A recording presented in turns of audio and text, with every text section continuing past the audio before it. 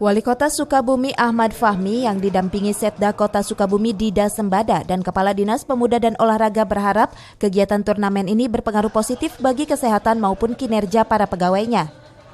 Rencananya turnamen yang berlangsung setiap Senin ini berakhir pada 2 September 2019 mendatang atau kurang lebih berjalan selama 2 bulan. Sedangkan peserta yang mengikuti turnamen ini berjumlah sebanyak 8 tim yang dibagi menjadi 2 grup, yakni grup A dan B. Kepada panitia, Pak Sekda dan seluruh keluarga besar yang menginisiasi kegiatan ini, semangatnya bagaimana keakraban, kekeluargaan senantiasa terjalin dan para aparatur menjadi pribadi-pribadi pemerintah daerah memiliki sumber daya aparatur yang sehat juga. Uniknya peserta turnamen diambil dari seluruh SKPD dengan cara dikoncolong dan terbentuk menjadi 7 tim futsal. Untuk meramaikan, tim futsal wartawan diajak serta dalam turnamen tersebut. Pada putaran pertama, wartawan unggul dari tim lawan dengan skor 4-1.